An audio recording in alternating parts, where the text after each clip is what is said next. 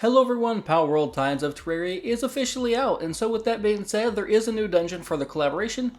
So I'm going to be walking you through the dungeon, essentially giving you some tips along the way to help make your farming routes efficient, help you discover the things you can find in here, and yeah, basically just a walkthrough. First up, it is located here at -422, -796 on a small island just south of the volcano. So the terraria mobs are all catchable. You can kill them, you can catch them, you can train them, and you can even breed them. Now, these are mobs, these are not pals, meaning they will not show up in your Palpedia whatsoever. But as you continue your journey here, you'll find these crates, or these little pots here. You want to break these open, and as you break them open, they'll drop a sack. These sacks will give you hollowed bars. You can also acquire these bars from catching or defeating the mobs, and you'll need these for when you can go through and get the schematics for both the armor and weapons, as well as going to be the actual raid boss. You will need the schematics to craft the actual item you can get for that as well. Now, other things to look out for in here is going to be chests. Chests are going to be what contains your main schematics, and there's also going to be other collectibles that will help boost your overall maximum health. There'll be little hearts. Typically, you'll find them at the end of dungeon rooms. I do find Fanglope or Jetragon is also really nice, but Fanglope is a bit smaller and easier to navigate with. And as you can see, we did run into a chest here. So we'll go through and pop that open, and we got a hollowed headgear schematic. Now at this point in time, I found 3 of the hollowed headgear schematics. I'm not sure if there is a higher tier of rarity, as everyone I've found so far has just been commons, so I don't know if there's a higher tier. I will keep looking, but just make a note of that. If there is, of course, that will typically mean it will require more resources to actually be able to craft. Now this dungeon can be extremely confusing, and there is no great way to run it, as essentially it's going to change each time you go through and run the dungeon, similar to other dungeons. Now there is a couple of neat little things in here, basically kind of calls to Terraria, and you'll notice in here you'll see a lot of the different Terraria artwork hanging up, and this is the heart I'm referring to. When you actually find that, you'll get the extra health you need, and there's the Eye of Cthulhu, and of course all the slimes. Now here's going to be another slime, a purple slime. There's about half a dozen different colors. The abilities they have when you actually capture them will all be the exact same. They just deal different types of damage. Now you do see that I have a bat with me. This is a red slime, will catch him. The bats, when you capture them, they have an ability to where they will basically sit out with you and follow you, as you can see my guy here, and they will pick up items for you. So both the cave bat and this illuminate bat, I believe that's what it's called, both of them have the exact same ability and will pick up items, so it does not matter which one you use, and you're going to keep making your way through. Eventually you'll come to a room that has these yellow blocks in the wall, looking like gold almost. And in order to make your way through, you will need to break these down. Pickaxe is definitely going to be the fastest, as that's kind of what pickaxes are designed for. And we ran into another chest, so we'll grab this. Apparently it was trapped. We just had a trap fall on our head. And there's going to be the Excalibur schematic, so that's how you can get that, as a random drop. And we'll keep making our way through here. And here is the heart I was referring to. So on these hearts here, all you need to do is give it a good whack. And it'll drop the life crystal on the bat. I think finally picked it up. And then inside here, you'll notice I've got the life crystals right here. My health is at 8105. It's at 8205 now, and it's at 8305 now. So you do get 100 for each crystal you use. Basically, if you run into a dead end, in most circumstances, you would always feel like that's a bad thing because you wasted your time.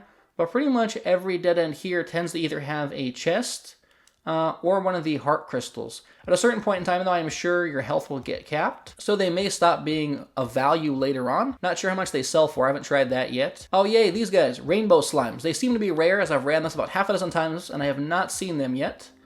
These guys look pretty cool, so we're going to just take them down a bit, and then try and capture them. And we'll get that guy. Oops, there's so much going on here. And then these hearts on the ground also give you the hollowed bars, which typically drop from some of the mobs. And here's also some swords, another new mob too. We'll just leave them be though, as we do already have them. I don't want to fill up my pal box. It's already getting pretty full. As you can see, there's just, the dungeon's massive. So eventually you'll come to this structure, and when you do, you will know you are in the right location. This is going to bring you to the final boss of the dungeon, the Eye of Cthulhu, who initially starts out by having this eye, which is because, well, Eye of Cthulhu.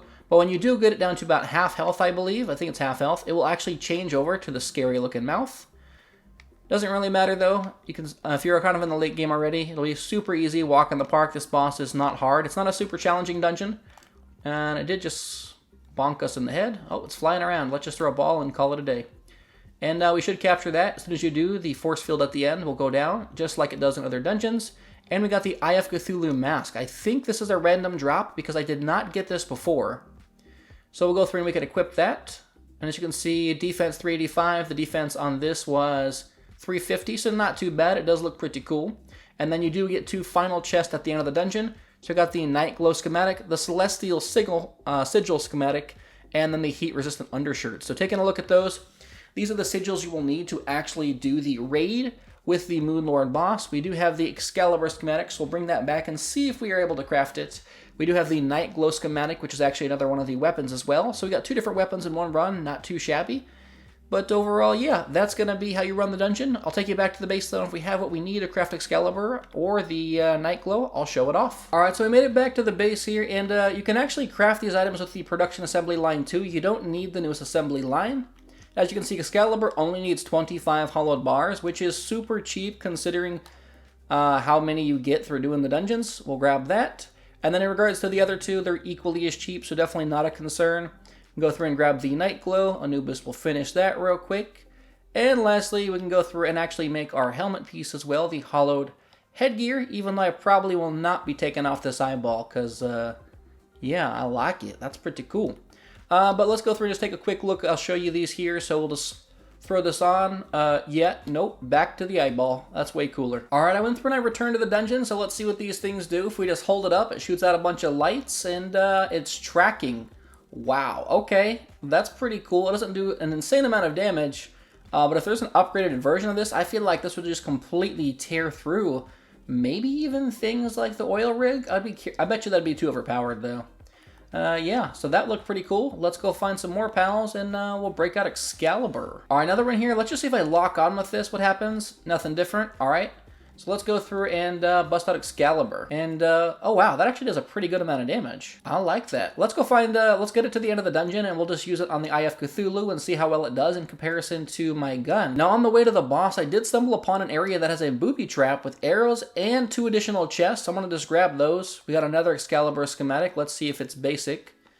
And, yeah, it fell under the same category, so not a higher tier. Alright, I'll bring you back when we're at the boss. Alright, well, it does not do a lot to him. Let's just go trade on a regular pal and see if there's a large difference. Alright, now I found some regular pals, so we're going to go through and test these out. So we'll just use the laser rifle here. Body shot does 17, or 1074, I'm sorry. And then Excalibur does 249, but it has a really fast attack speed. Can it do headshot damage, I'm curious? Oh, it did do headshot damage, but they're kind of tall, so if they were lower, it'd be a bit easier. So overall, I think it does a pretty darn good amount of damage. Alright, quick note before we do end the video. I did go through and check my loot after I ran the last dungeon, and it turns out one actually got a new weapon called the Vortex Speeder. I won't go into that, but what is important to know is that there are higher tiers. I did get an uncommon Night Glow schematic, meaning if we could find an Excalibur legendary version, I am sure it's just going to do some insane damage and easily be one of the best melee weapons in the game. Alright, well, I hope you did enjoy today's video, guys. If you did, then please consider leaving a like and subscribing for more Palworld content. And consider joining the channel's Discord to go through and to leave suggestions for future content and see what's coming next. I'll see y'all next time.